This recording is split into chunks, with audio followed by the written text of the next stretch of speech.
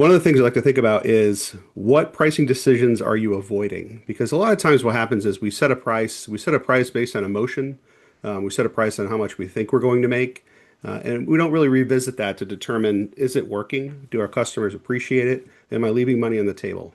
There's kind of two sides to this, right? You're either leaving money on the table or you're charging too much and not getting clients. So there's a happy ground in there, and I'm going to show you a little bit about that. So we want to get the guesswork out of pricing. And that's basically what this slide is talking to. So your price impacts your profitability.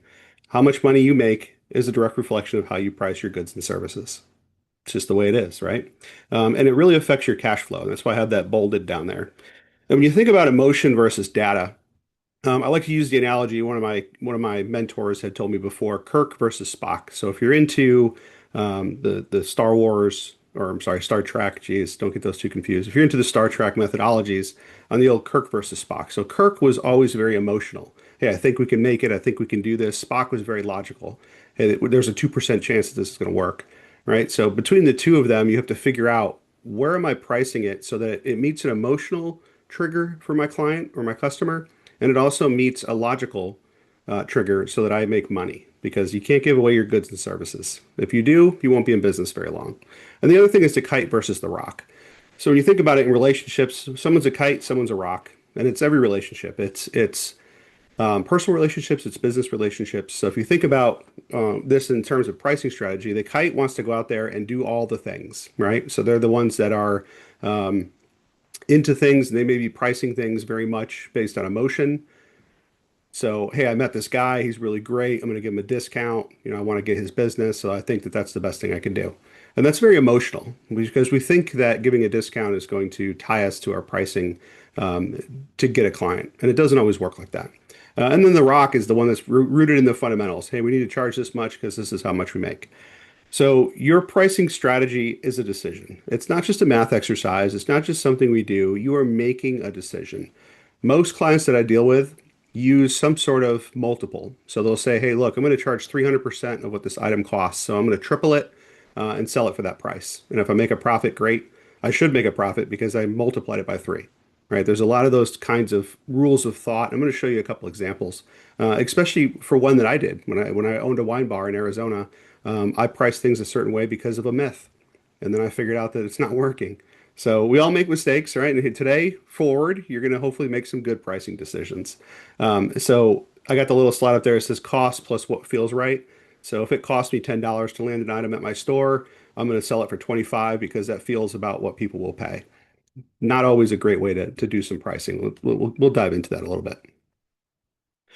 So understanding your true costs. So one of the big things that I deal with clients is they don't understand. So let me put it this way. Most folks, and I think Deidre might agree or disagree with this because this is her wheelhouse, but most folks will set up their profit and loss statement. So they have your revenue, right? Your sales on the top, and then you have your cost of goods. So how much does that actually cost for me to make that item, land that item at my store and sell it, whatever that cost is. And then that's called your profit down there is your gross profit, right? So it's the profit after you've landed the item, made your sale, gross profit. All the things below that are going to be all of your overhead. And a lot of times when I'm dealing with clients, they don't really think about what's my overhead.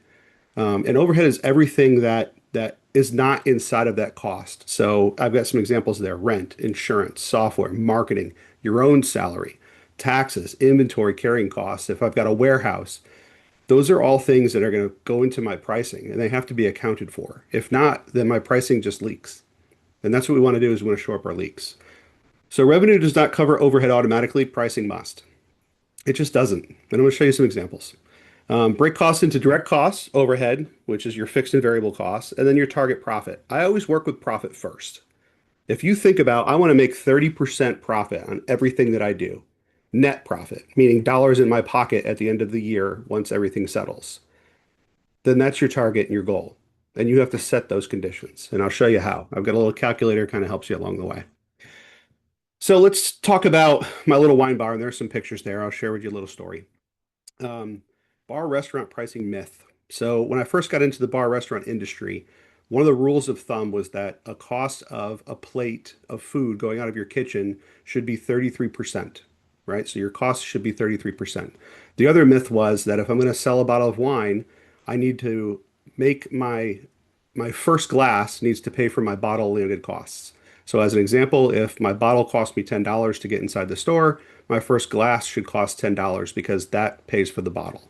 The next glass pays for overhead. The third glass pays for, whatever else. And the fourth glass is just a blessing on top. And that's what we were taught. And that's on a 6 ounce pour. So if you're in a 5 ounce pour, good for you. You get five glasses. 6 ounce pour, you get four out of a bottle, in case you were doing the math there. But what that does is it doesn't really define how much money I'm going to make. It doesn't tell me at the end of the day, at the end of the month, at the end of my quarter, how much profit I'm actually going to make.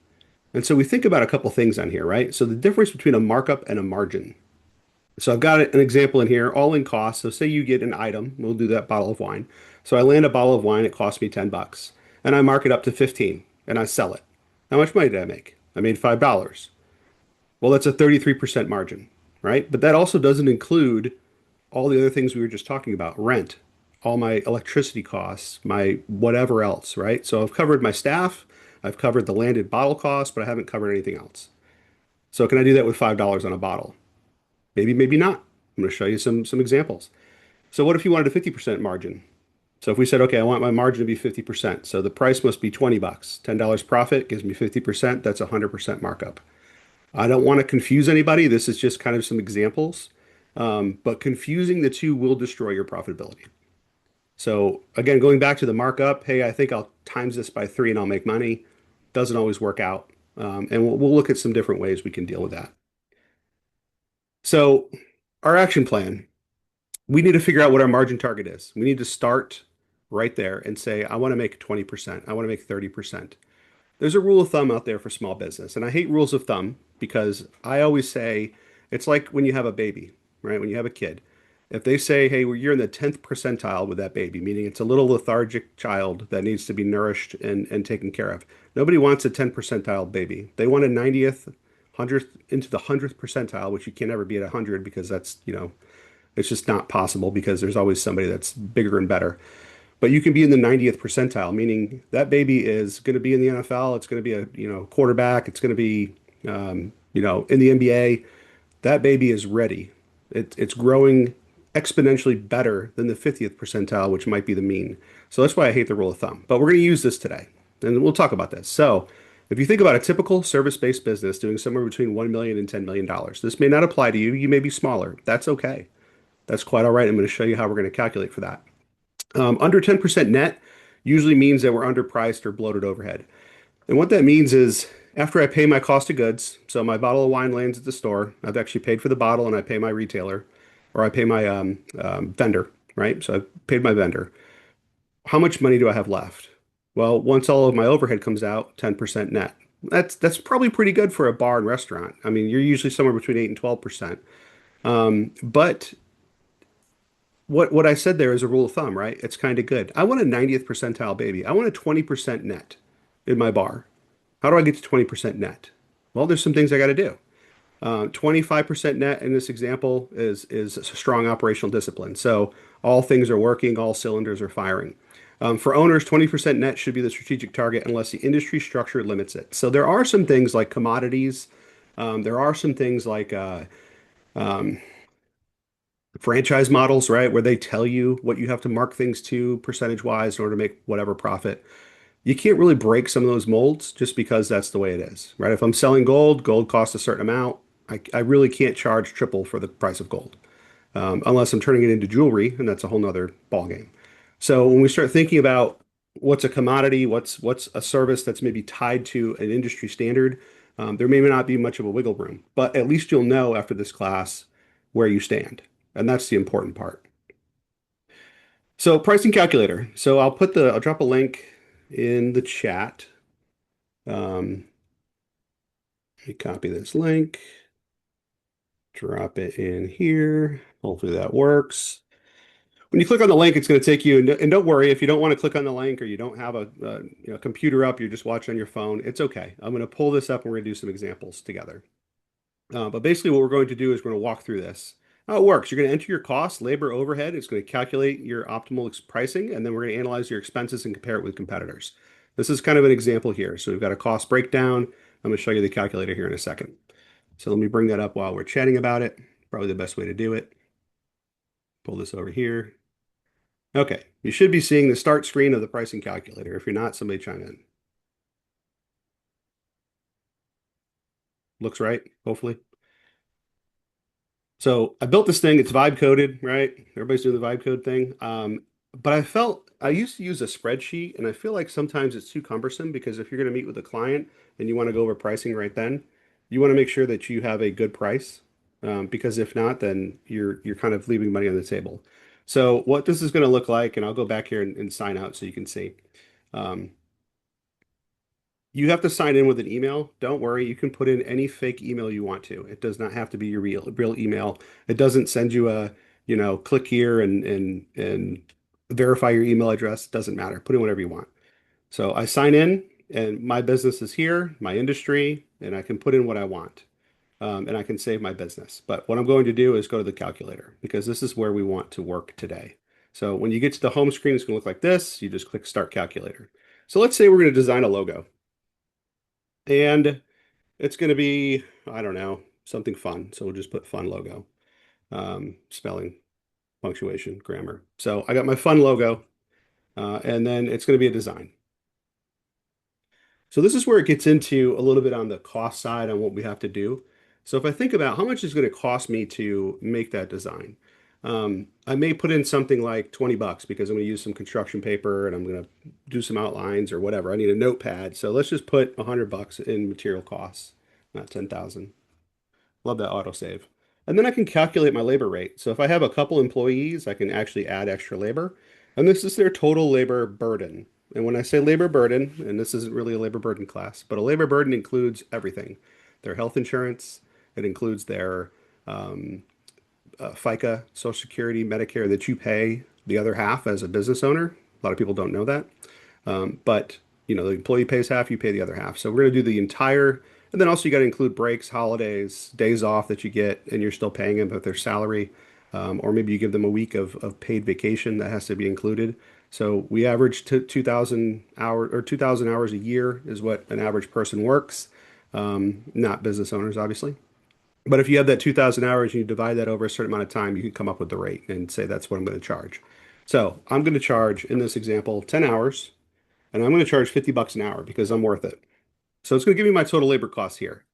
Now I have to allocate for my overhead like we just discussed. So I have all my cost of goods. I just put them in. It cost me this much to build the logo.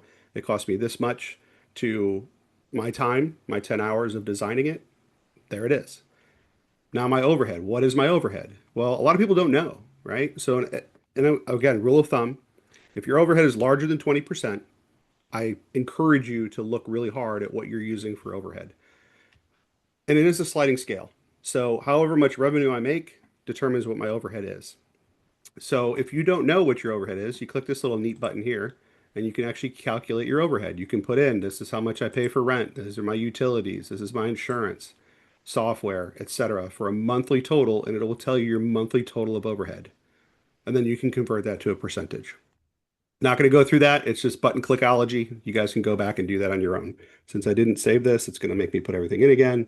It's okay. We'll do it real quick. Logo, get down here, 100 bucks, not 10,000, autofill.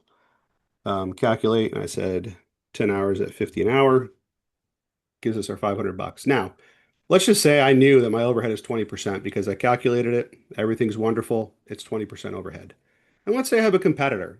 Let's say logopeople.com, which is totally made up, decided that their price is going to be $2,500 for that logo, not 25,000, 2,500. That's what my competitor has decided that they want to charge. I can put in several competitors. So it kind of gives you a pricing tool and shows you the difference. Now, we discussed earlier, what do I want my target profit margin, my net profit? What do I want it to be?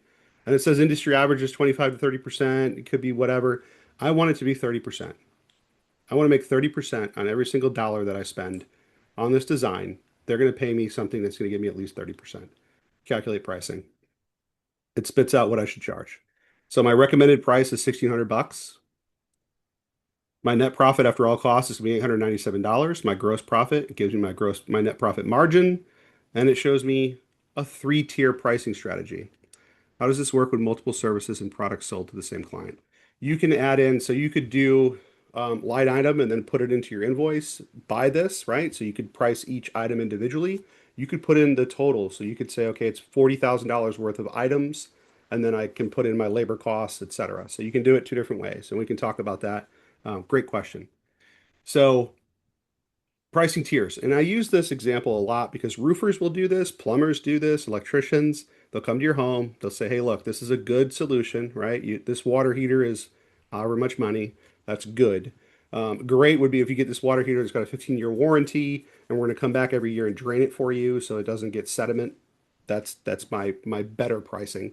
And then my best pricing is I'm going to put this water heater in that you're never going to have to replace, but it's going to cost you $30,000.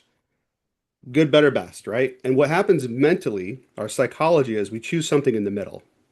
And you don't give them more than three choices because people start getting confused. I usually give two choices when it comes to, hey, we're going to meet tomorrow. I'm going to give you 10 a.m. or 2 p.m.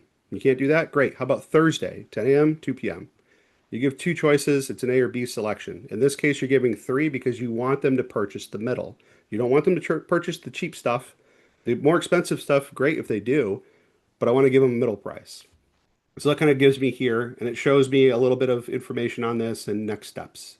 And so if I did, different pricing sensitivity, what my margins would be, and then what I love about this is you got a little breakdown here, so you can view the calculation. It'll tell you all of the information that we put in here and give you back how the math was done.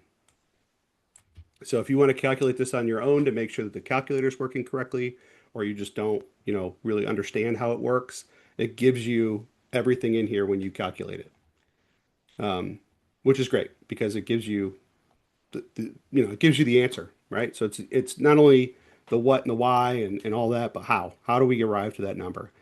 And there's a bunch of math, and you can go get your MBA and work on math and pricing, or you can just trust me that this is probably the way we should do pricing. Um, Years and years and years with different clients working on this. So I'll let you guys play with that on your own. Please do send me feedback on how it works, or if you can't get it to work, that's great. We'll work through those together. Sometimes it does bind up just because it's a free calculator. So people get on there, they use it. It's tied to a different service called Supabase. Yes, Supabase. I use Bolt and Supabase for my vibe coding blending. Anyway, so that's the pricing calculator, and that's the big so what of today. If you take nothing away from this, understand that I have to incorporate my overhead rate into my pricing, whatever that means. And if you want to send me a message and talk about it, send me a message. We can talk about it and go through together and find your true overhead rate. In the bar example, what we found out was $3,500 was our what we called our nut. That's how much we had to make every single month to keep the lights on. That's it, 3,500 bucks. So we knew that that's our complete overhead picture is $3,500. Before I buy any inventory, before I do any labor, I have to make 3,500 bucks to pay for everything that's inside my store to keep the lights on. So knowing that, then I can take that and say, okay, I want to make 30%. You put the numbers in like we did, and everything is priced correctly. We're not just guessing. We're not using industry standards. I want the big, beautiful baby. I don't care about your 10 percentile lethargic child. I want the best baby business that I can have. Okay, moving on. So this we talked a little bit about this, right? Good, better, best. Anchoring pricing, the psychology behind it, right? Most buyers will choose the middle option. And that's great because you give them a lesser option because then you can do a downsell. Because sometimes we don't want to necessarily do an upsell. We want to do a downsell. Hey, I can give you the good water heater. It's good. It's not the best. It's not better than good, but I can give you the good one and I can still make a profit and I can still make a customer happy. I can give you the good service, right? I can give you the good service tier where you get these things and we have it laid out. So on this one here, on the roofing example, on the gold package, so we did silver, platinum, and gold. So on the middle package, you get 130 mile an hour wind resistance, you get Scotch Guard protection, all these wonderful things included. When you get down to the platinum, you're getting a lifetime warranty, you're getting 130 mile, but you're also getting class 3 impact rating. This is important for certain insurances. You can actually get a discount if you have an impact rated shingle on your roof, believe it or not. So some people will opt for that because it lasts longer and it's impact proof. It just depends on how you're going to build your products or services and what you want to give. For me, the wine industry, I always had my bottom shelf, I had my middle shelf, and my top tier. My bottom shelf was, the things that you may or may not buy in the grocery store. My middle shelf was stuff you're not going to find around here. And my top shelf were the things that you would have for a nice night out, or I'm going to a steakhouse and I want a $200 bottle of wine. I want to Opus One. I want to whatever. That's my top tier. People that come in and know that they want top tier are going to buy top tier. That person that's looking to buy a Mercedes is never going to buy your Ford Pinto. It's just not going to happen. So you have to think about pricing in those tiers to make sure that you're meeting the customer where their mindset is. It doesn't matter. Price doesn't matter. It really doesn't. What matters is how they feel and if you're making money. That's what price tells us. Everything else is just window dressing. Um, Highest tier becomes a value perception, right? So you can reframe your value. And when you start talking about upsell, downsell, this is where I start thinking about how am I going to do that? So I put one more slide in here, just talking about how we can frame that, how we can tell our customers, because sometimes people will object on price. Sometimes we undersell ourselves. We tell them the price and then we don't pause for their reaction. We start discounting.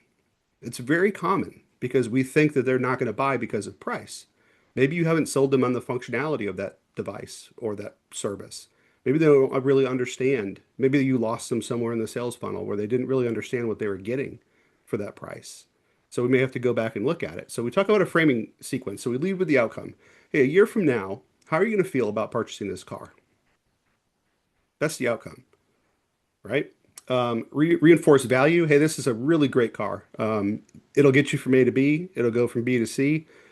Oil changes are cheap. It's just a really solid rock star car. So you're giving them that. And then present price confidently. It's $44,000. If they go, "Whoa, I don't have 44,000." Well, guess what?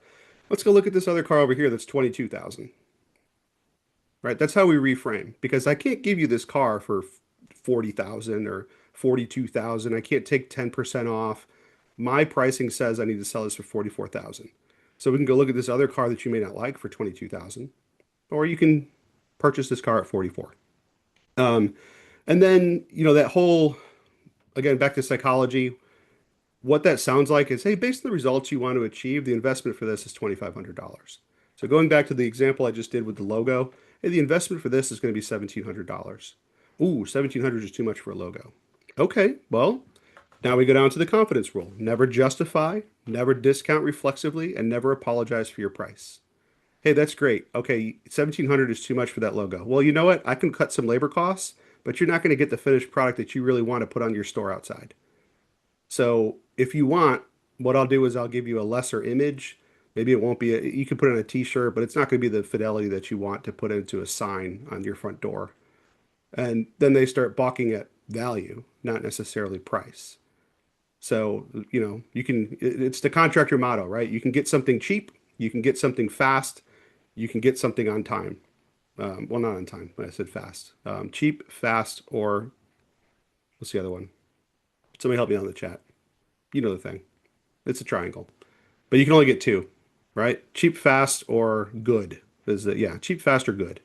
So I can get something cheap and good. I can get something cheap and fast. I can get something good and fast, but I can't get all three. You just can't do it. That's how we price. So handling pushback. So clarify the scope. So if you're selling a service, so I'm selling bookkeeping as an example. I have to determine what's the scope of the bookkeeping I'm going to do within my set pricing. So if you say it's too much, I'm going to start pulling back on some of those things that I'm giving you. Oh, you want to call me on Friday night at 4 o'clock because your QuickBooks isn't working?